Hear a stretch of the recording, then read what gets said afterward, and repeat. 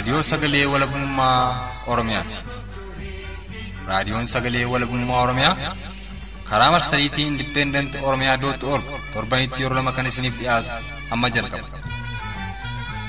Raadiyoon Sagalee Walabummaa Oromiyaa akeeka qabsoo kan saba Oromoo bilisaaf biyya Oromoo walab sirna dimokiraasii faqaan bulu deebisanii gadi dhaabuuf godhamu deeggara. Akeeka qabsoo kana babal'isuufis hojjeta. Birmadummaan Oromoo dafqa dhiigaaf lafee ilmaan Oromoon dhugooma jedhee amana. Dhaggeeffattoota isaas wareegama qaalii kanaaf kakaasuuf carraaqa.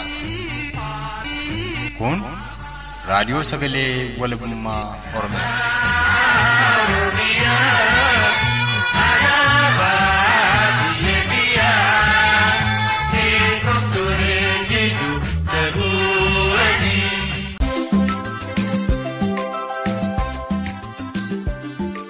Kun sagantaa tamsaasa kallattii Raadiyoo Sagalee Walabummaa Oromiyaa dilbata agayya bultii 18 bara 2019ti. Babaarottolee hordoftootaaf dhaggeeffattoota keenya jaallatamoo ashamaa. Loltoonniif poolisoonni mootummaa kuneeffataa Impaayera Itiyoophiyaa gochaa farrummaa gannoottan 150 darban ilmaan Oromoo irratti raawwataa turan yeroo ammaattis daran jabeessanii kan itti fufanii jiran sanbata duraa kaleessaa konyaa Gujii Lixaa hona malkaa sooddaa ganda gundittii jedhamu keessatti dargaggoota Oromoo mana hidhaa keessaa gadi baasuun ajjeesanii darbanii maatiin fudhatanii akka hin owwaallanneef dhorkuun bineensa nyaachisuun gabaafameera.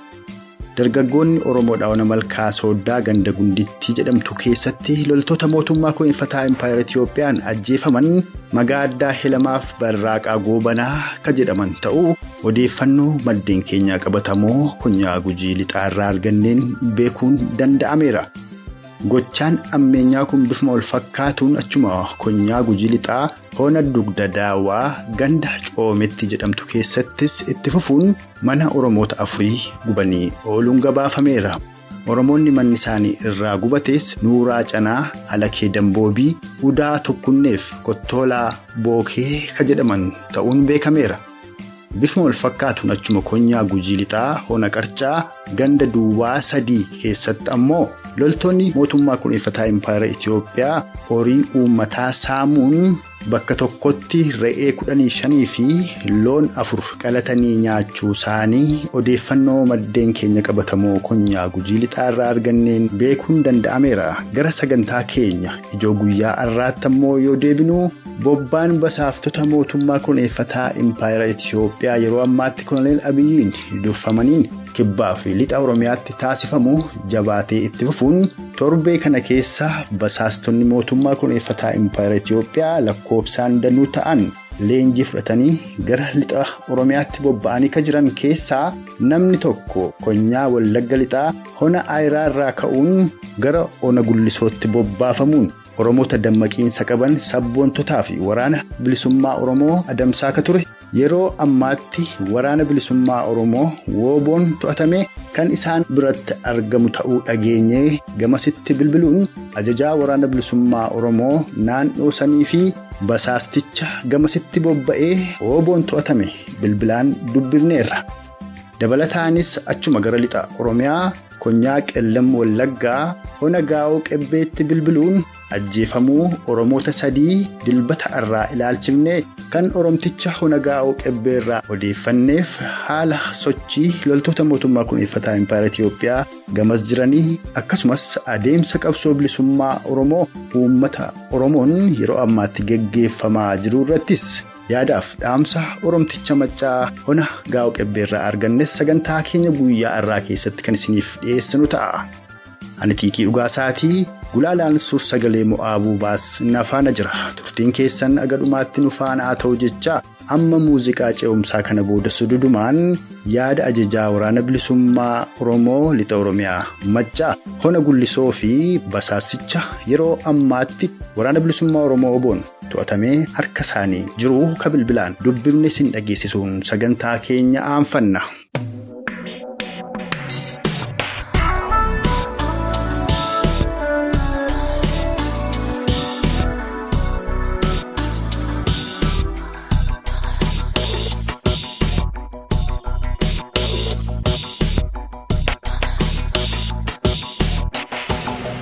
Basaasaan mootummaan kun biyya Itoophiyaa amma Koloneel Abiyyiin durfamu oboo ittiin adamsuuf basaasuuf gara lixa Oromiyaatti erga tokko oboon to'atameera jedhama. Namni to'atame kun ammoo naannoo isin amma jirtan kan akka jiruttan odeeffadhee dhimma sanan isinirraa qoradhee uummata Oromoo dhageessisuuf sinii bilbile karaa raadiyoo sagalee walabummaa Oromiyaa mee dhimma kana nuu ibsaa. Dhimmi kun egaa akkuma beekamu sirriidha. Wantoonni qaamni sun isinii fayyisuu immoo ofii kooti isinii ibsu. Jalqabaa ati nu ibsitii isa booda immoo qaamuma to'atamee simbira jiru kanarraati odeeffannaa. Tolee ani miseensa waraana bilisummaa Oromoodha. Malkaan jedhama abbaa sigilii waraanaadha. Tole. Qaamni amma to'atamee na bukkee jiru kun immoo qaama paartii OPDO irraa argamee dhufeedha. Hayyee. Namni kun kanaan dura bifa garaa garaatiin hannaan waamee kan hidhamee ture isa ilaalaadha immoo amma gara kanatti bobba'ee nama kana bobbaases nama qabatamaa hojii basaasummaa irratti bobba'ee jiru bakka waraanni bilisummaa Oromoo jiru naannoo maattee qaama waraana kanaaf nyaata dhiyeessu waan akkasii hordofu jedhanii na ergan jedhee torban lamaaf karaa deemaa ture. Tole. Bakka hin jiru bakka waraanni kun jiru xiyyaafate utuu inni jiru maaliif deemtannaan nama akkasiin barbaada jedhee sana booddee shakkanii qeerroon naannoo sanarra bobba'anii jiran qabanii natti dhiyeessan anis naannooma sanan jira qabanii natti dhiyeessan jennaan gaafan qoradheeru sirriidha. Qarshii 50 natti kennanii isa kaan gaafa itti deebitee bakka inni jiru nutti himtu haala sii mijeessinaa waan barbaachisaa ta'e sii guunnaa bakka inni jiru dhaqee hordofu jedhanii erganii naan jedhe amma akkasittiin na bukkee jira. Hayyee. Yaadi kun immoo uummannis yoo dhaga'e qaamni dhimma kana raawwatu illee tarii mootummaa akkamii akka inni ta'e hubannoo namoota warra kaaniif ta'a waan jedhamu yaadni gara keessanitti dhiyeessudha. Tole egaa ulfaadhaa gara dhumaatti isinittan deebi'a. Haa ta'uti nama ammaa kana yoon dubbisuu nan danda'a ta'e itti naaf laattanii isuma odeeffadhu. Ayyaayee isinii kan mi'eessa kongo. Eeba. Kotu. Hello, Rubaara. Ayyee. Ayyee ittiin kennaa waliin haasaa eebbaa jedhama maqaa isaa isumarraa illee qoradha. Tole. Hello. Nagaa amma miseensota waraana bilisummaa Oromoo biratti to'atamtee akka jirtudha kan hin dhaga'ee. Maqaa kee irraa kana maqaan kee eenyu jedhamaa eessarraati immoo bobbaate isa kana nu ibsi. Maqaan koo Eebbaa Gaadisaan jedhama. Hayyee eessarraa bobbaate eenyutu si bobbaasee maaliifis bobbaate eebbaa? Irraan ka'e. Tole. Mana koo hojiin ta'a. Hojii dhuunfaa hojiitiin bobba'ee hojii jaaru. Taaddalee Kinaatii fi Taaddalee Boqonnoon jedhamu jara tokko jiru. Kottuu naan jedhaniin. Tole. Kottuu innaa innakee yeroo naqummoo Taaddalee Kinaa waraanaa wajjin ni taa'ara. Raayyaa ittisa Koloneel Abiyyifaa jechuudha. Ajajaa wajjin ta'a afaan hin beeku afaan Amaariffaa walitti taa'anii deebi'aniitu jaal malkaa fadhaqii barbaadinaan jedhanii. Hayyee. Innaan eessatti barbaadan maal fakkaatu immoo innaanii dhiibbaa isaan beeku naan jedhu. Taaddaleetu jedha. Taaddalee takka naan jedhu. Taaddalee Kinaa. Hayyee. Innaan waraanichi immoo ayyaama keenya kana fakkaatu kaatu naan jedhu. Tole. Attee barbaadee lafa isaan jiran nuffee nutti hin ta'a. Nuffee nutti hin ta'inaan du'an kan olii argattaa naan jedhanii bira 50 ittiin dhiqaa bira du'a hin hagennan.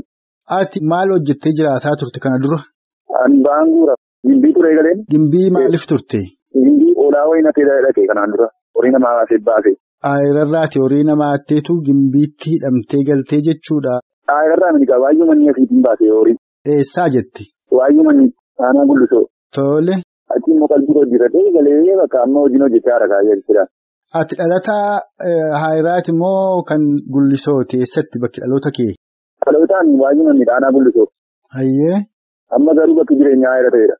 Egaa amma qarshii 50 qofa sigaaraa ittiin bitadhu yeroo dhattee immoo waraana bilisummaa Oromoo argitee deebitu waan barbaadde siif goonaa jedhaniiti kan si bobbaasan akkan sirraati hubadheetti. Taaddaleen kun maal hojjeta? Gullisoo keessaa hojiinsaa maal?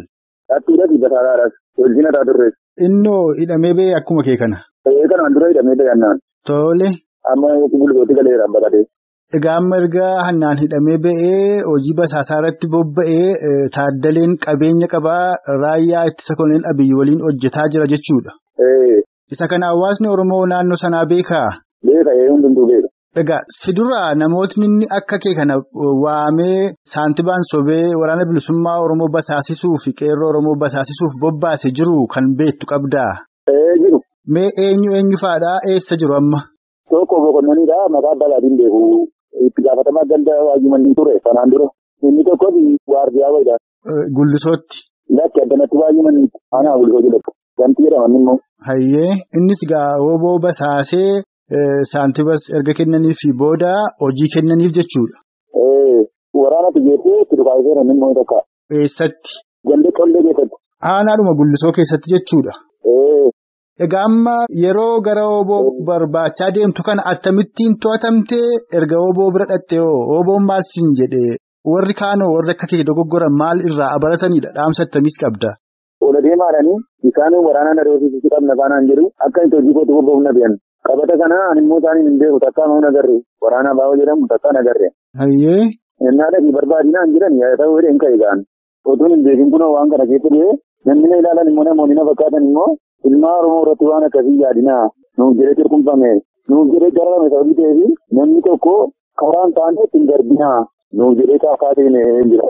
Tole egaa guddoo ulfaadhu egaa dhaggeeffattoonni keenyas gochaa amaa ati qabsoo bilisummaa Oromoof oboo irratti hojjette kanarraa barnoota guddaa akka isaan baratan namoonni kana booda gochaa akkasitti seenanis akka isaan of qoqqobatan abdii guddaa qabnaa mee amma jaala si bira jirutti telefoona deebisinaaf kenni.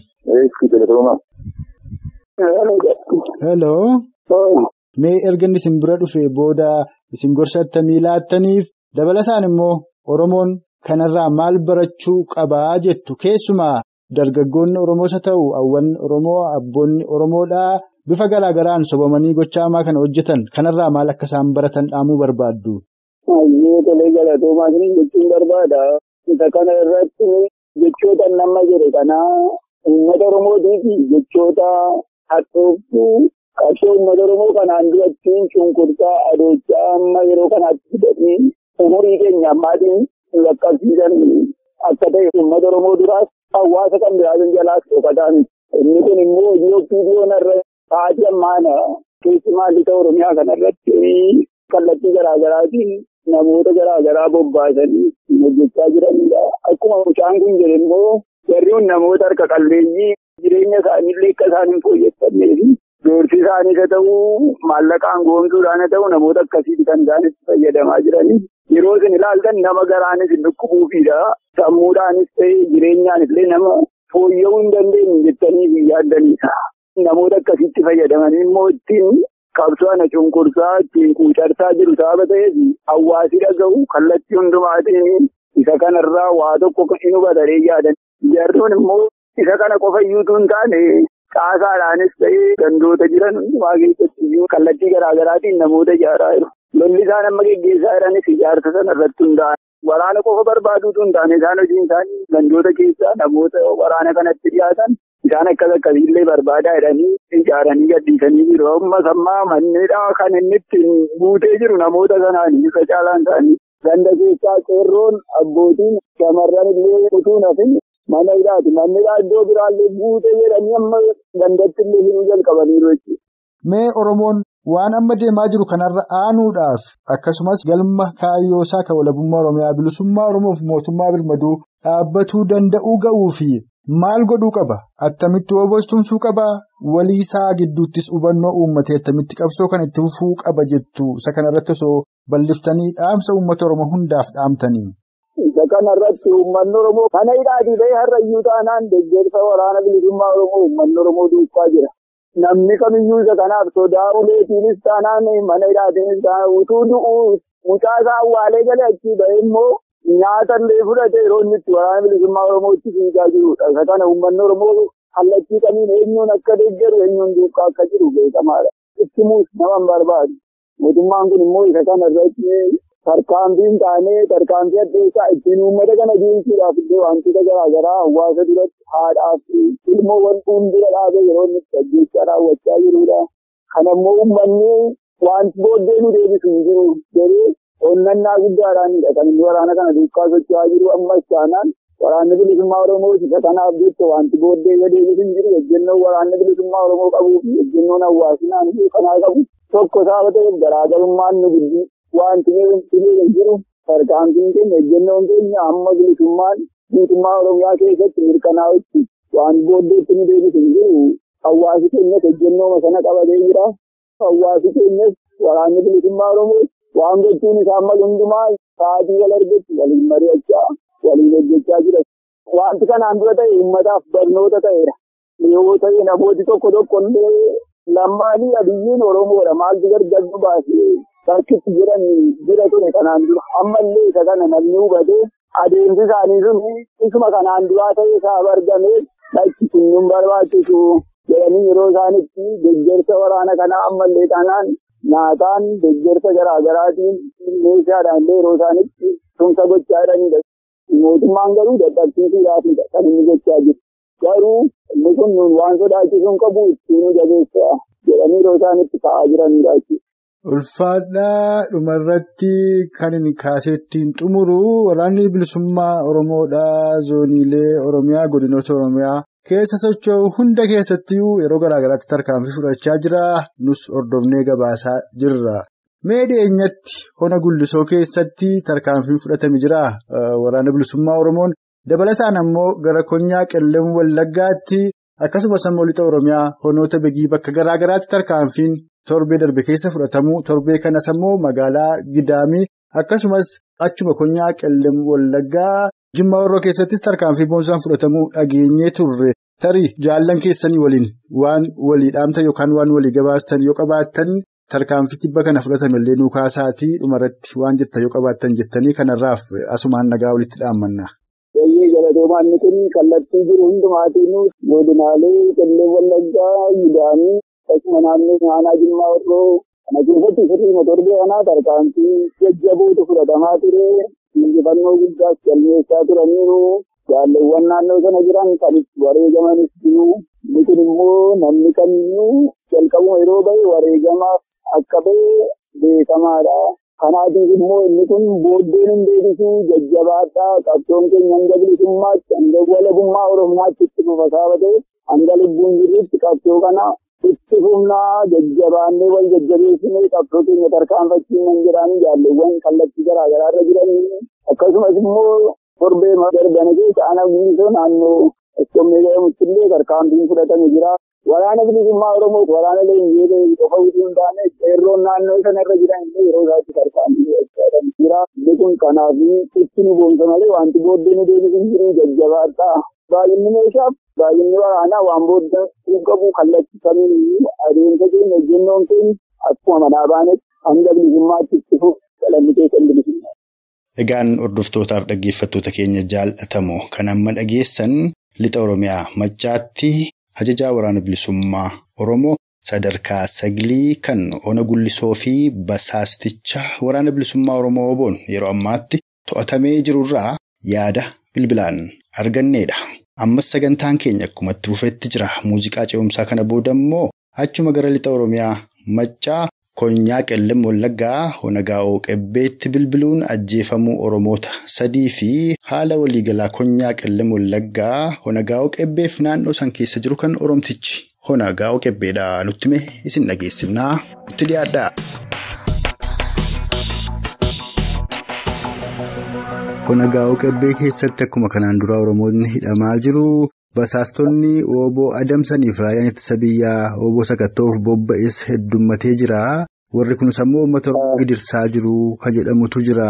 Mee haalli honni Gaa'oo Qebbeedhaa keessa jiru uummata Oromoof ibsi karaa raadiyoo sagalee walabummaa Oromiyaa.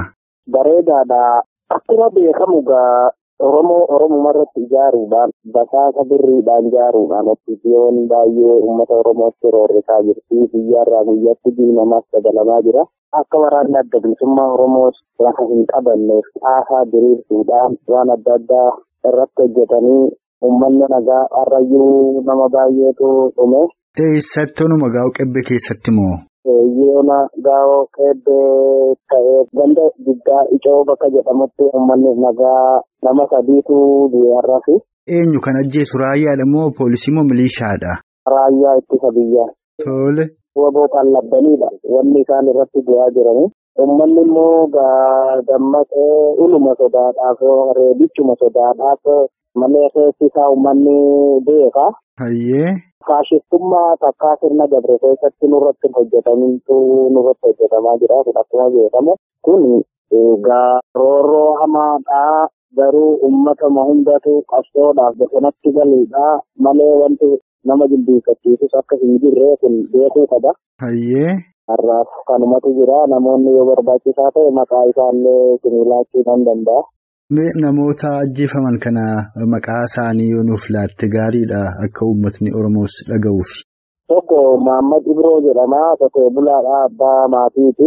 Hayyee. Tokko Xaayira Hasan jedhama ammas immoo tokko Watanii Daggafaa jedhama. Tole. Kunuma gaa'oo keebbee kana gandumaa guddaa icoo jedhamu san keessatti jechuudha kun kan ta'e. Egaa akkuma waliin quba qabnu osoo maqaa araaraatiin Jawaar Mohaammed Baqqalaa Garbaa fi warri maqaa abbootii gadaa falolii siiqqeenni deeman sun deemanii wooboonis immoo gadi hin siqin dura loltoonni wayyaanee kun gandeen baadiyaa Oromiyaa bakka wooboon keessa socho'u keessa seenaa hin turre amma garuu bakka yuyyuu seenaniiru. Inni kun immoo gaagama guddaa fidaa jira kan jedhu faatu jira. Mee ati yaada attamii qabda kanarratti akka uummataatti wooboofoo dhaamsa attamii qabda?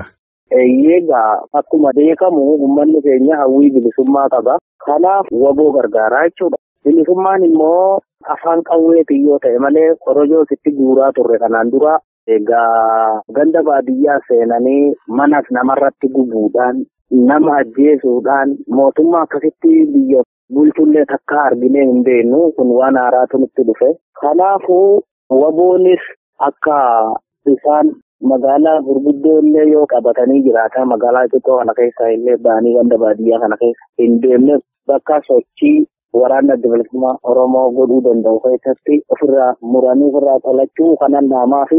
Ulfaadhuga Wooboon tarkaanfii sana fudhatuudhaa fi tumsi uummataadhaa baay'ee barbaachisaadha odeeffannoo kennuufiidhaan akkasumas immoo basaastota saaxilee woobootti dabarsee kennuudhaan gama hedduudhaan tumsuu qabachuudha uummannis.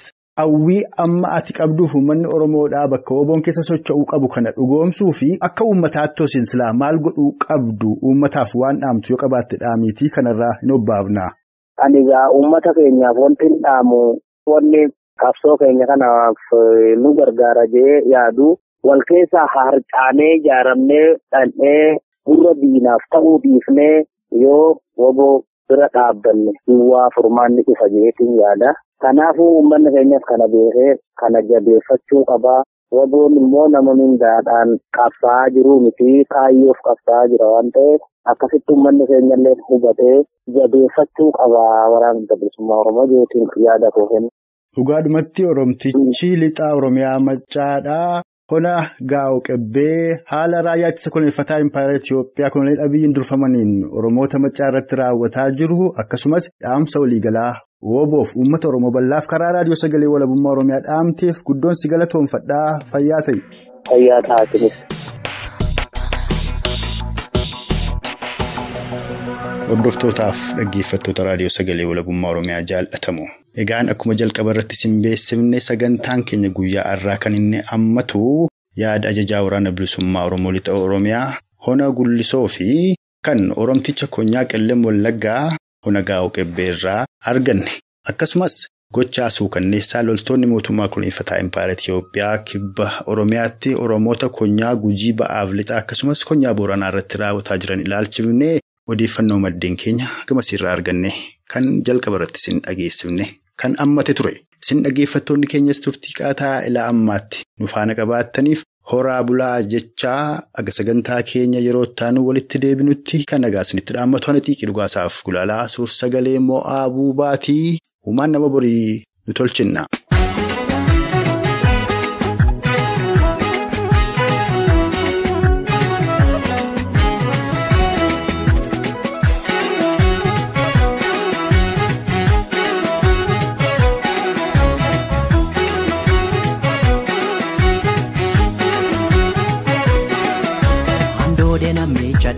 Maafin addaanee bullukoon kuni hindaaruu fanabdadde maalla yaaddessa ayyandoon suni odaa karra kooduraa eenyutu dhufeetti dhibaabata hortee ganamaa malee eenyutu cabbiisitti caamsata odaan kuni abbaa qabdi beekacha.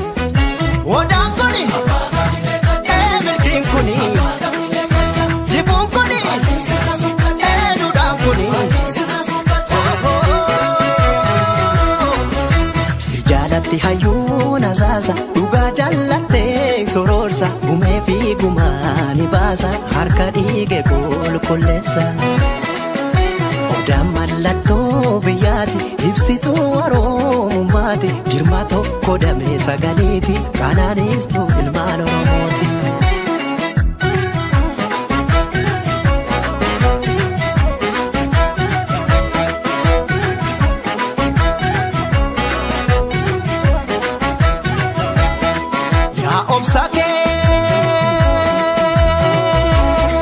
Ituma difta walalan koton simura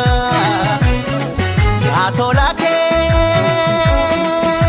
oda jarra tokko bugodantu sijala bula bare odangi nyaso kunu gombo bela misa gadisa ta ilmana mali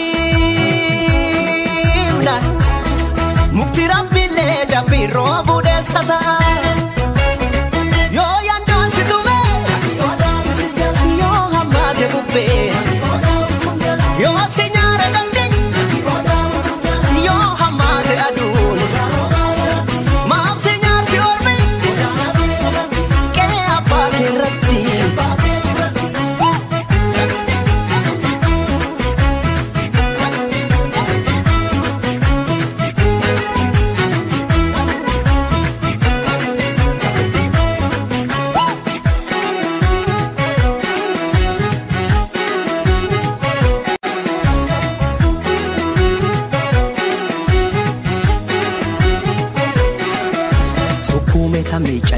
Sittin addaatu bullukoon kuni hindaaruu fana abdadde maalla yaaddeessa ayyaandoon suni odaa karra koodura eenyutu dhufeetti dhibaafata qortee ganamaa male eenyutu cabbiisitti caamsata odaa kuni abbaa qabdi beekacha odaan kuni milkiin kuni jibuun kuni duudhaan kuni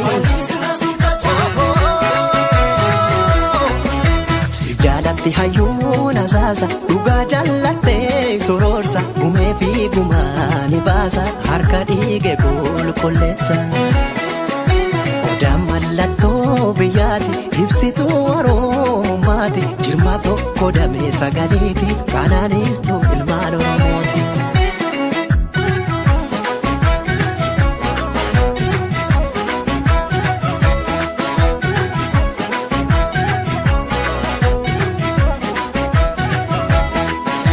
Obsake ituma difta walalan koton simura atolake oda jarra tokko bugodantu sijala bula bare odangi nyaso kunu gombo bela misa gadisa ta